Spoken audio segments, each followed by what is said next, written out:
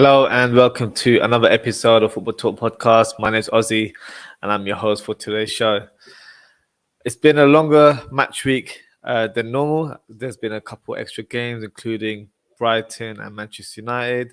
But what I'll do today is begin with, for me, and maybe for some as well, the surprise result of match week 25, and that is Tottenham versus Wolves. So firstly, we have to congratulate Wolves in terms of the win. Fantastic win for them and fully deserved, in my opinion.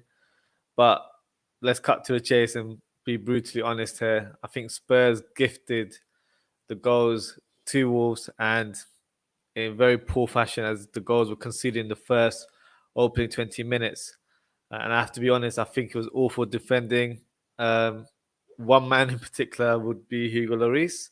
Especially for the first goal where he gave the ball away by punching it very tamely towards Raul Jimenez's direction. And he took advantage of that situation and scored a fantastic half volley. The second goal, it was Lloris's fault as well, to be honest with you. He pretty much put Davis under pressure with a poor pass. But obviously Davis didn't help himself by executing a probably just as bad pass towards the direction of Semedo, who came running from the right-hand flank and passed the ball to Podence, who was in the 6-yard box. His shot was a bit of an awkward one as it wasn't cleanly hit, but it kind of ricocheted off the goalkeeper and onto the post, and then the loose ball ended up with Dendoncker, who picked it up and finished it neatly. So that's 2-0 up within 20 minutes of the game. So that's 3 losses in a row for Tottenham there. And this allows Wolves to leapfrog Spurs in the table as they're now 7th position. But Spurs do have 3 games in hand. But let's be honest, I wouldn't put your house on the line or place any sort of bets here with this team, as I'm sure Spurs fans will agree with me. They're so inconsistent. You just don't know what team will actually turn up during these matches. And it doesn't get easy, unfortunately, in the next fixture where they face the current champions, Man City, this weekend. So even though they have a number of games to their advantage, I don't think they've taken enough points in recent weeks. They've been in good positions to climb up that ladder. And I think at the end, if they're not able to get top 4, they're the only ones to blame themselves, unfortunately. And I think they would have lost a good opportunity to actually get top 4 this year, because there's a number of teams between, I'll say, 4th and 8th that are in the mix. They're all quite inconsistent in terms of gathering points on a weekly basis. So this season was a great chance for them to get into that top 4. And with Antonio Conte in their sort of managerial helm as well, it would have just given them that sort of added boost going into the summer, where he might have been able to recruit better players due to the fact that they can offer Champions League football. But, still a lot of games to go. So pretty much a bit speaking in hindsight here. But at this stage, I'm sure a lot of Spurs fans will agree that a lot of points have been dropped, and it's not looking as clear cut as it probably was a few weeks ago, to be honest with you. So on to the next fixture, which is Newcastle versus Aston Villa. So another home win for Newcastle. That's 2 victories on the bounce since the end of the transfer window. So the new recruits have definitely helped them with regards to that. And this is another set piece from Trippier, but this time it wasn't from a corner. It was a great free kick executed from the edge of the box. The only sort of downside with this result was the worrying moment when Trippier was injured before the second half. And I believe that he could be ruled out for the rest of the season. It hasn't been confirmed, but if that is the case, it is a big shame, as he's made such a great impact since joining the club in January. But we'll see. I'm sure we'll hear some further developments in the next few days, hopefully. Just got a comment here from John Fiddler. Good evening to you, John. Thank you for joining the show. But back to the game itself. I think Aston Villa were quite unlucky not to get a point, especially as they scored a late goal with a Watkins header, which was ruled offside by VAR. But nevertheless, in terms of Newcastle, this victory puts them outside the relegation zone in 19th. Next fixture is a tricky one. It's against West Ham and it's an away fixture. So obviously, I think in terms of home form, that would be very key in terms of their race to maintain a Premier League status. But away games as well, they need to get at least a point from this one, as it's not going to be a walk in the park. West Ham are also trying to gain momentum for that top 4 spot. So it'll be an interesting midday encounter on Saturday coming up. Next fixture, Manchester United versus Brighton. So Manchester United were one of the teams that played twice in match week 25. It wasn't a great start, to be honest with you. They drew against Southampton, which must have been disappointing considering they had so many chances. But I feel like Southampton produced a great game and deserved the point in the end. But at least against Brighton, they were able to get the 3 points. The goals were from the Portuguese duo in Ronaldo and Fernandes.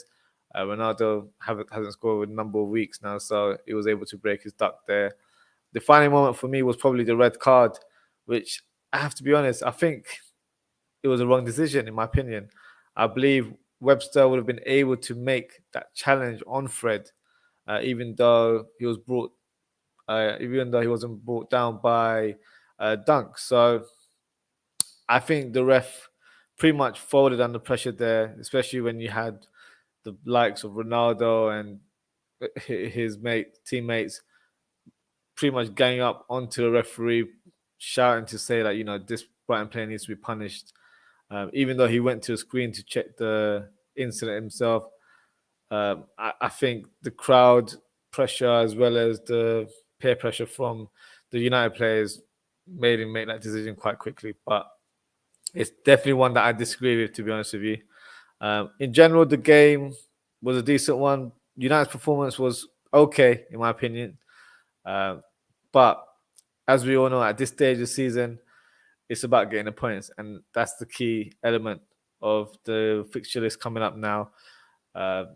This win puts them in 4th spot. And I think for some would be regarded as favourites,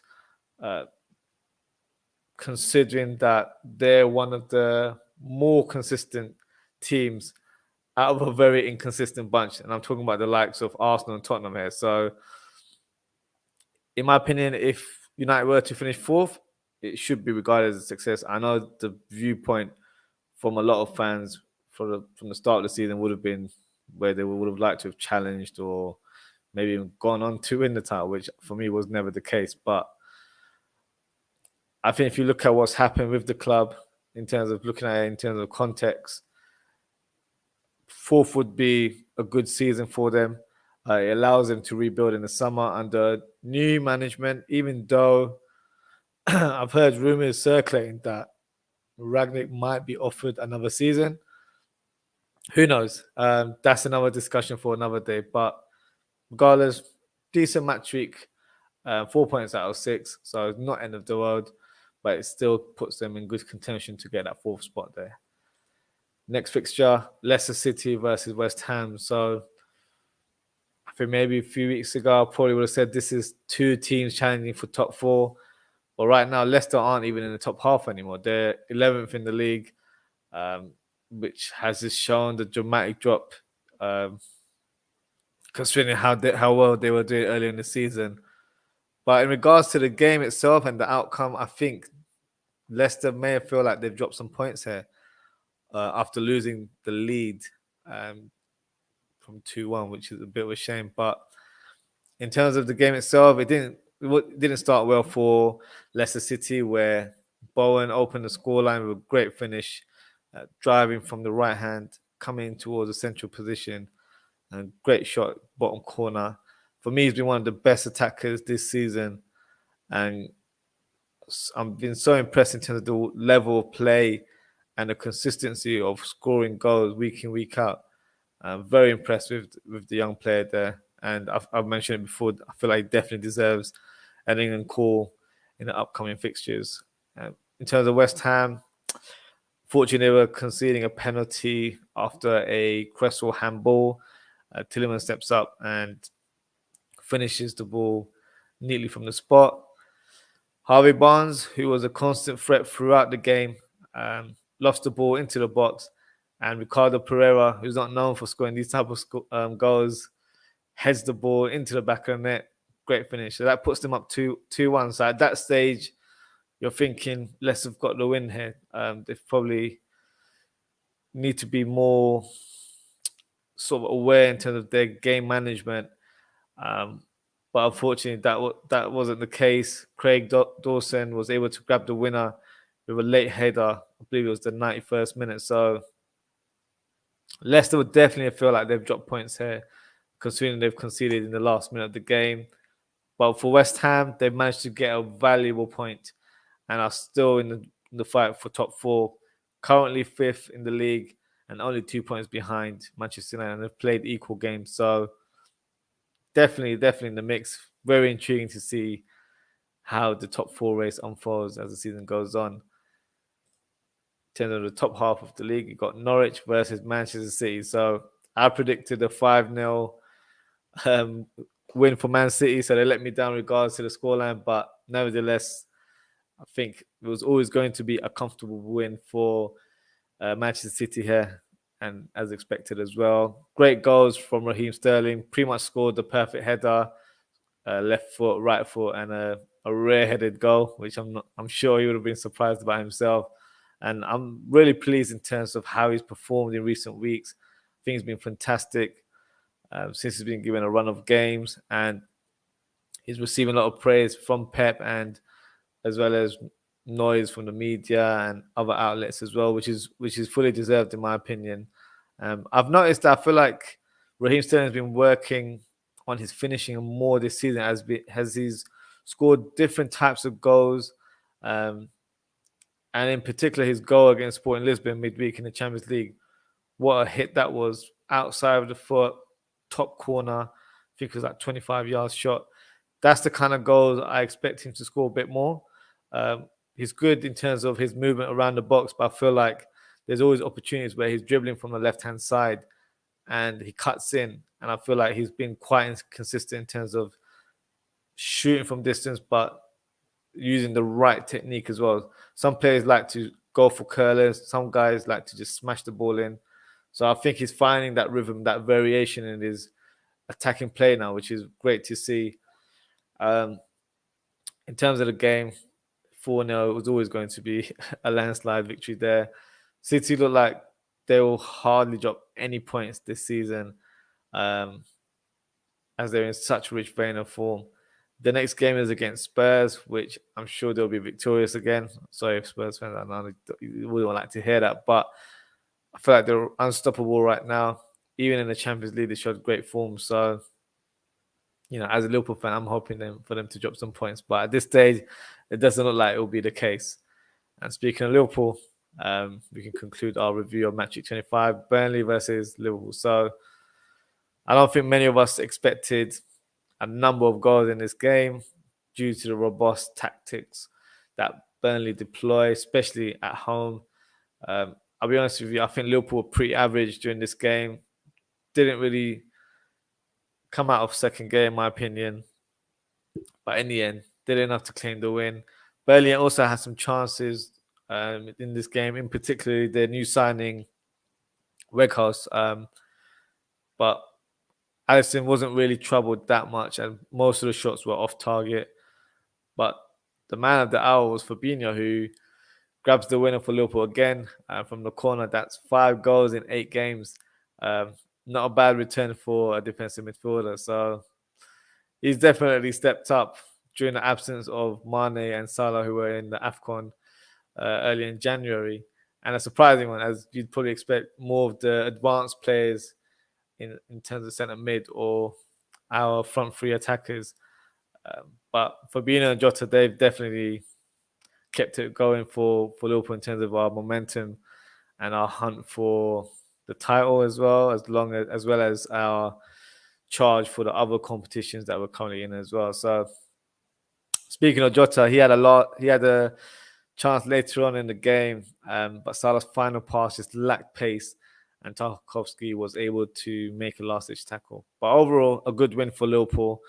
I would have taken a 1-0 win any day of the week. Burnley is just one of those tough teams to get a point from.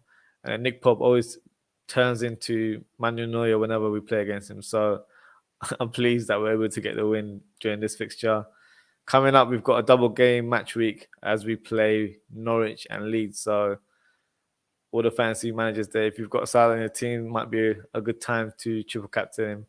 Just a little tip there for you guys.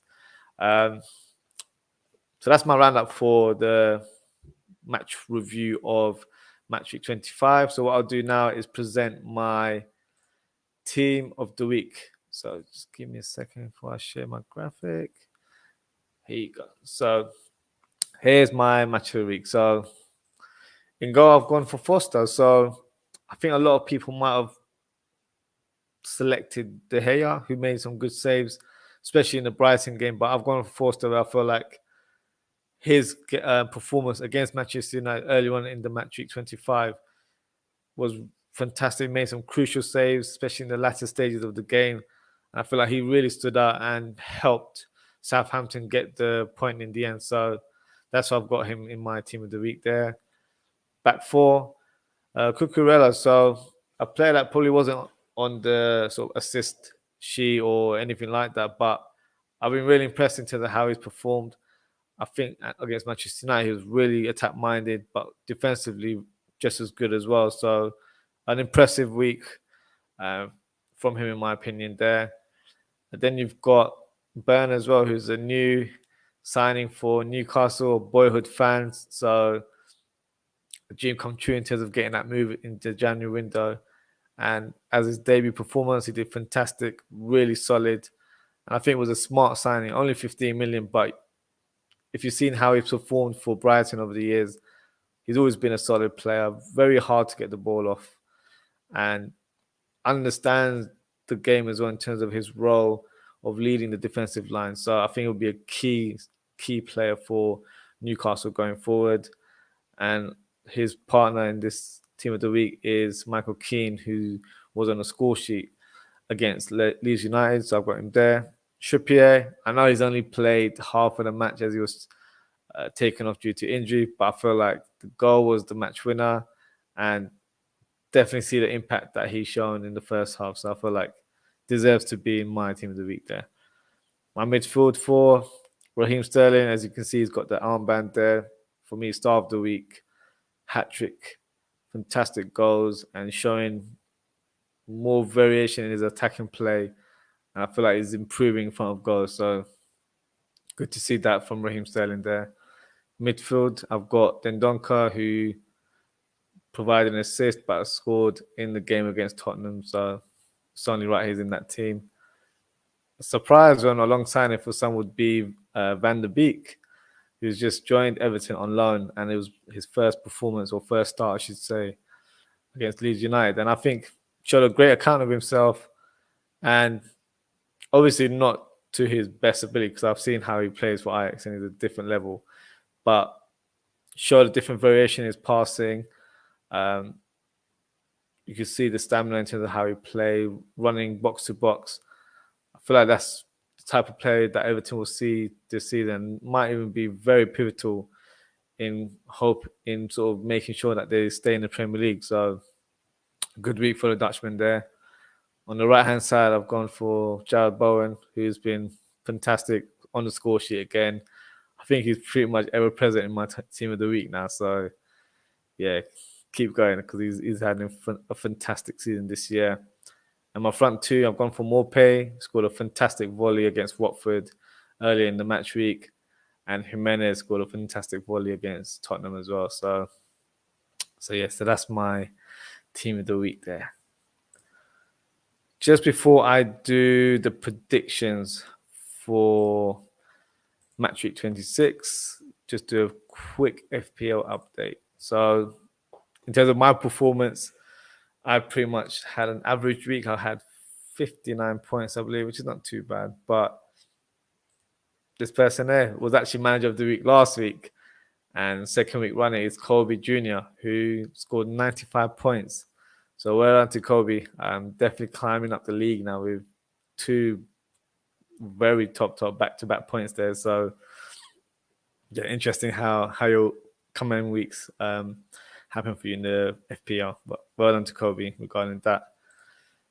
Now, before we conclude, I will do a match week 26 prediction. So what I'll do, I'll share my screen with you guys of all the fixture lists coming up. There are some extra fixtures this week, as a lot of matches were cancelled earlier in January and December. So let me share a screen with you guys, and then we can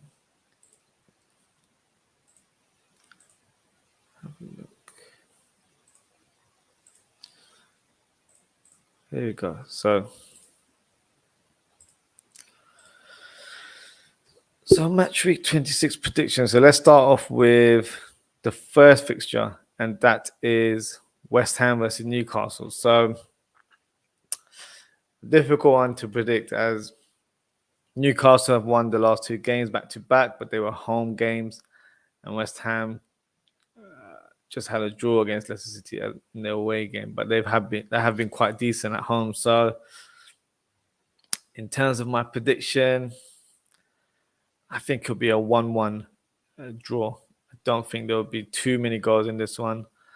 I don't think Newcastle will be as adventurous as they have been in the last couple of weeks. But I feel like they'll have enough to get the point in the end. So I'm going for 1-1 there. And then the next fixture, Arsenal versus Brentford. So I believe this was the opening fixture of the season, Friday night, I believe it was. So yeah, this one, Arsenal weren't playing last week. So I feel like they should have rested, recouped, however you want to phrase it, and should be full of energy for this game. So I'm going for a 2-0 win to Arsenal for that fixture. The next one is Brighton versus Burnley. Brighton for me have been fantastic, especially their home form. So I'm going to go for a 2-0 win to Brighton there. Next one is Liverpool versus Norwich City. So no respect to Norwich fans, but this is going to be a big scoreline again. I predicted 5-0 for Man City today, so I'm going to go for 5-0 for Liverpool, hoping they get it this time. So 5-0 to Liverpool for that match there. I know Jota's not available. I believe he's got an ankle injury, but I feel like Liverpool have enough. Pretty much that's the only casualty we have in our squad. So a lot of players to choose from for this fixture. So yeah, very confident about this one. The next fixture is Southampton versus Everton. So Southampton been showing some great form recently. Probably haven't got maximum points as they've had a couple of draws recently, but I feel like they've been really positive in terms of how they've played. Everton haven't been in great form, but have just recently got the win over Leeds United over the weekend. So I think for this match, I will give it a draw, and I believe it will be 1-1 for that fixture. And then you've got your next fixture, which is Aston Villa versus Watford. I will go for a home win, and it will be 1-0 to Villa. The next fixture is Crystal Palace versus Chelsea. I believe Chelsea weren't playing match week either, so I think this would be a 2-1 victory for Chelsea. And probably the biggest game of the week is Man City versus Tottenham. Tottenham don't give me a lot of hope in terms of how they performed. And Man City are in such rich vein of form. I'm going for a 3-0 victory for Tottenham there. And then you've got an enticing encounter in Leeds United versus Manchester United at Elland Road. So that's going to be a fiery match, especially between the two supporters. I'm going to go for... Let's go for a 1-0 win for Leeds United. Let's make this the surprise result of the weekend. And then next, you've got Wolves versus Leicester City. So I've been really impressed with Wolves, and this is a home game as well. So I think they'll win this one. I'll give this one 2-1 to Wolves. And these are a few more fixtures, I believe. So you've got Burnley and Tottenham as well that are playing. For this fixture, I'll give it 1-1 draw for that fixture there. I don't see Tottenham doing a lot in terms of attacking play. I think Burnley will be a very tough team for them to break through. So I'm going for a draw there. Watford, Crystal Palace. I'm going for a Crystal Palace win. I think it'll be 2-1 to Palace. Liverpool versus Leeds United. I'm going for a 3-1 victory for Liverpool. And the final one is Arsenal versus Wolves. Wolves, a lot of teams might not admit, but they're in the top 4 race in my opinion. So I'm going to give this one a 1-1. I don't think there'll be a clear winner for this.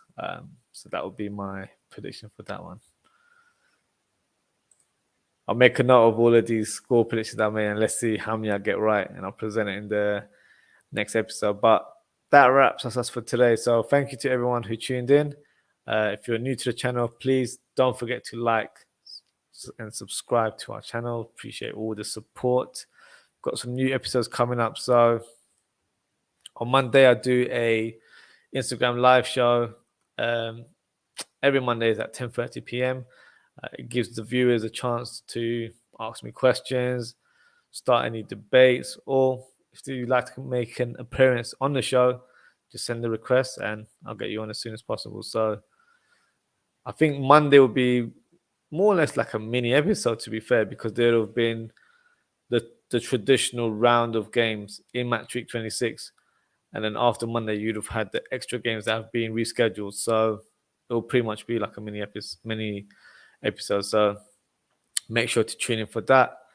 And then the full-on episode that I do on YouTube and Twitter is taking place next Friday, 25th of February at 10:30 p.m. So I will cover all of the matches, or I'll select the big matches that have taken place in match week 26, and also preview the upcoming matches in match week 27. So stay tuned for that. Again, thank you for tuning in. Stay safe, and I hope to see you all very soon. Good night.